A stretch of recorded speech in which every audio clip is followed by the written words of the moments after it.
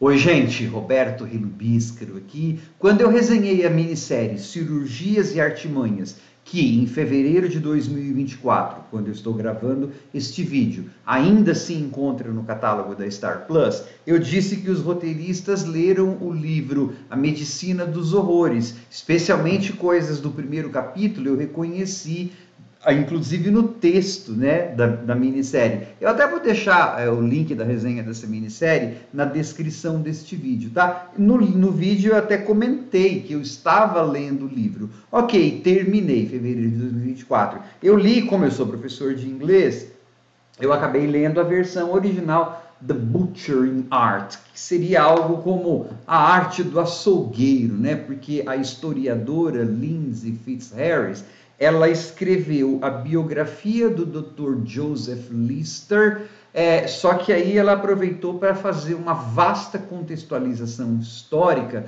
da medicina da era vitoriana, que era assim um horror, né, antes da introdução dos antissépticos. Esse Dr. Joseph Lister, bom, vamos pegar o sobrenome dele, Lister, não tem o antisséptico bucal Listerine? Ok, a Listerine não foi inventada pelo Joseph Lister, foi inventada por um norte-americano, aqui no livro você vai aprender quem foi. Só que o nome foi para capitalizar, né, em cima dessa descoberta, porque o Lister virou assim, um superastro da ciência e da medicina na segunda metade do século XIX. O nome dele ficou muito popular. Então, um monte de produtos foram feitos a partir do uso dele lá, do ácido, né, carbólico ou algo assim. Bom, o livro, então, como eu disse, ela faz assim, desde a infância dele até o período em que ele vai morrer. Então, ela faz o seguinte sentido: ela conta que ele gostava de. Ele era de uma família religiosa, dos Quakers, igual da aveia, Quaker, daquele, né, que eram pessoas assim bastante devotas à religião, modestas, blá blá blá. Então aí ele gostava de microscópio. O pai dele ensinou para ele a trabalhar com microscópio. Então aí ela para um pouquinho a história e contextualiza, né, do surgimento do microscópio e por que o microscópio não era levado a sério em algumas partes, tararau. E aí então vai falando. Ele vai para a escola de medicina. Então aí ela vai dar um panorama da situação dos médicos e dos cirurgiões. Aí que você vai ver, por exemplo, por que o livro chama Medicina dos Horrores, né? Os médicos, antes da anestesia, que foi com clorofórmio, eles faziam a pessoa, tinha alguém segurar a pessoa e eles serravam a perna ou qualquer, seja em 30 segundos, tinha até campeonato, né? Ó, vou fazer em 20 segundos. E os centros de operação, né, eram sujos, os médicos não lavavam a mão, com a mesma serra e na mesma mesa cheia de sangue, que entrava um paciente, saía um paciente, entrava outro, e as pessoas pagavam para assistir. Você vai ter bastante, né, das condições sanitárias. E aí, assim, quando a pessoa conseguia se livrar do horror da cirurgia, a maioria depois morria de infecção hospitalar. Tinha até um nome, hospitalismo, né? Havia 4 tipos de infecções que pegavam as pessoas e as taxas de mortalidade eram enormes. Por quê? Porque os hospitais fediam, também ninguém lavava a mão, não tinha nada para limpar as feridas, né? Nada. Inclusive tinha médico que acreditava que pus, na verdade, era bom. Tá? Então, toda essa discussão vai tendo a partir do momento em que o Lister vai começando a apresentar os problemas. Por que morre tanta gente? E aí ele vai de Londres, vai para trabalhar em Edimburgo. E aí como que funcionava Edimburgo? Era esgoto a céu aberto, era um fedor desgraçado. Aí você vai aprender, entre aspas, anedotas, né? Anedotas não são piadas, não. Embora aqui tenha umas coisas de senso de humor, né? A historiadora tem um certo senso de humor. Você vai aprender ou relembrar coisas assim. Em 1858, houve em Londres um fenômeno que é conhecido historicamente como The Big Stink, o grande fedor. Por quê? Porque o Tâmisa literalmente fedeu, apodreceu no verão de 1858, tá? A ponto disso virar um fato que entrou para a história,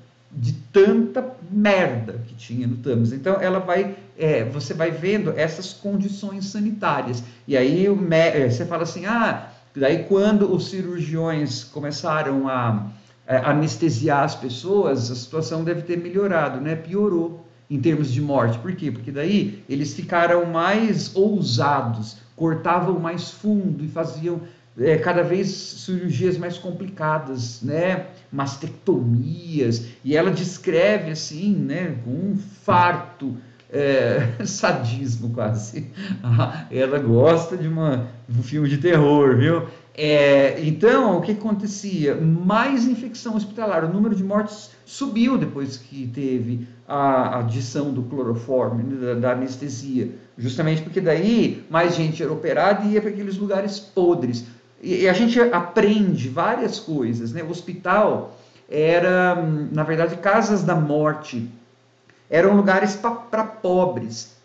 Então estava correndo risco, inclusive, de eles fecharem os hospitais, porque muitos médicos diziam que quando um hospital estava começando a ficar muito contaminado, a única solução para acabar com aquilo seria demolir o hospital. Só que a maior parte das pessoas que iam para os hospitais eram trabalhadores, eram gente pobre, né? Quem tinha dinheiro era inclusive operado em casa. Você fala, nossa, gente, porque eles operavam assim, botavam em cima de uma mesa, cloroforme, os instrumentos e abria a pessoa estava com cloroforme, então dava para fazer em casa, era melhor fazer em casa quem tinha dinheiro, porque o perigo de infecção era menor, né? E aí então o Lister, Joseph Lister, ele começa a estudar, então ele vai ler o trabalho do Pasteur lá na França, tal, e claro, o livro também fala de algumas pessoas que fizeram mais ou menos a mesma coisa que ele fez antes e que não tiveram sucesso, né?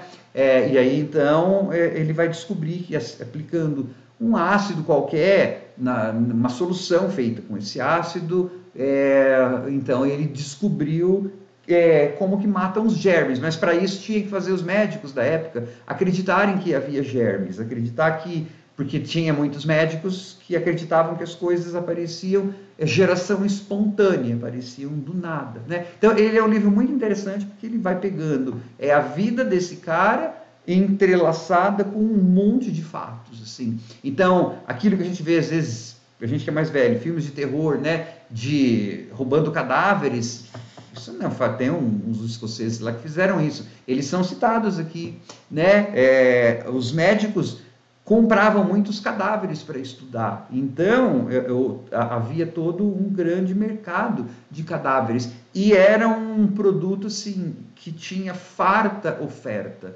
Morria muita gente, muita gente. Então, porque as condições sanitárias eram miseráveis, as condições de trabalho eram miseráveis, as condições dentro do hospital eram miseráveis. É aquela história, gente. Esses livros, assim, são bons para aquele pessoa que veio o filme da Jane Austen, gostaria de morar lá, como é que ele era melhor. Não, você vai ver, não só as condições sanitárias eram podres, mas a batalha de egos dos médicos, só que era no século XIX, né?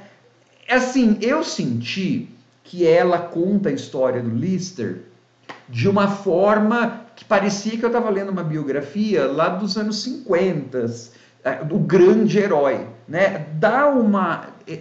Assim, ela não pode deixar de falar que ele passou por um período de depressão e que depois, no final da vida, ele ficou meio maníaco com limpeza, mas ela só cita em uma linha. O resto é assim, o Lister é o melhor, o maior, o mais tímido, o mais bondoso, o mais empático. Eu falei, nossa, gente, será que todos os outros médicos eram insensíveis e cardeceiros e só ele que não era? Então, isso eu não pude deixar de notar no livro, tá? E aí uma outra coisa que eu notei, e aí, claro, não é culpa dela, é que assim, ele queria uma posição tal, no hospital tal.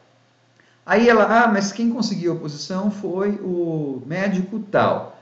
Aí ela, depois, não sei que, no ano de 1800, não sei que, inicia essa guerra da Crimeia, e o doutor fulano foi para lá. E aí ele vai tratar das pessoas. E uma das primeiras pessoas que morreu foi o doutor. Esse doutor, na verdade, era o cara que tinha conseguido a vaga. Então, assim, se você prestar atenção, umas 3 ou 4 pessoas que o Lister depois pega a vaga, é porque as pessoas morreram. Eu não estou desmerecendo o Lister, tá? Pelo que conta aqui, ele foi realmente o pai da asepsia. Sem ele, as pessoas estavam morrendo aos borbotões ainda, né? Mas eu não pude deixar de notar isso. Então, assim, ele é um livro muito legal e ela tem uma narrativa muito bem feita. A historiadora fez o livro com um tino comercial, tem um editor por trás disso. Né? Então, ela tem um editor que escreveu junto com ela, né? Pedaços e pensou, porque é praticamente uma história de suspense. Você sabe que que ele vai se dar bem, porque a gente, hoje em dia, sabe de tudo isso. Tem até um produto que chama Listerine e tal, né? Tá contando a história. Mas ela faz de um jeito que as coisas fiquem muito gráficas, a parte das nojeiras, das médicos chupando pus, assim, porque não estava com pressa, estava saindo sangue, e isso você... tá? É nojento mesmo, é um horror o lugar, né? O que acontecia, e as cidades, ela descreve cheias de fezes e as pessoas cobertas de fuligem, lembra da Revolução Industrial, todas essas coisas, trabalhadores sofrendo desastres horríveis, meninos de 9 anos com fratura exposta, e tudo isso, assim, ela faz de um jeito que mantém o suspense. Então, é um daqueles livros que você lê e vai virando a página, porque é uma coisa mais interessante do que a outra. Então, Medicina dos Horrores é assim, para quem tem estômago forte, para quem curte filme de terror, mas, na verdade, é para quem gosta de uma história, uma biografia muito bem escrita, com aquela advertência, né? Certamente ele não era tão apolíneo, tão maravilhoso. Ela idealizou um pouco esse Lister, né? Ninguém é tão assim, tão maravilhoso quanto ele era, e as outras pessoas tão mesquinhas, ou, né? Mas dá para entender por que faz isso, né? Porque é um livro que não é necessariamente para um público acadêmico, por exemplo, consumido por pessoas da universidade, né? Por exemplo, eu sou doutor na minha área, que é literatura. A gente tem livros de teoria literária, tal, que são para consumo nosso, né? Os leigos não vão entender aquilo, vão achar chatíssimo e tal. Esse aqui, Medicina dos Horrores, a gente percebe, por isso que eu falei, tem um editor por trás. É escrito para chamar público, então dá uma boa noção de como era o estado das coisas na época e a vida desse homem. Só que para fazer isso, ela acaba sacrificando algumas nuances, né? Ou seja, as pessoas são... ele se importava com as pessoas, os outros médicos parece que não se importavam com as pessoas. Difícil achar que só tinha um, até porque ela não pode deixar de citar precursores. Teve um na Áustria, por exemplo, que morreu doido, porque ninguém acreditou nele, né? Então, se existia né, uns 2, 3 além do Lister, também existiam outros médicos. Mas tudo bem.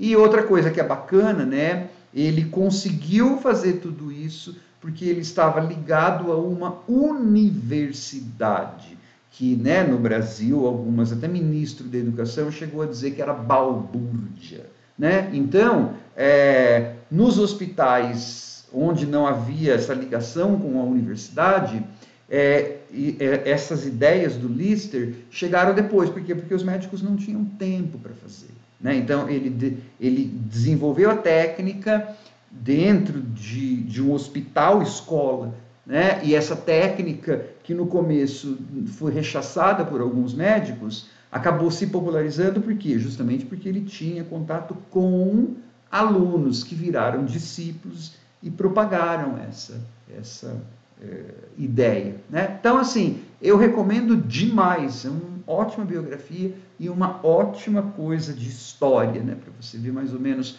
como as cidades eram fediam merda, né? Não era tão idealizado assim como a gente vê em filmes de época do século XIX, não.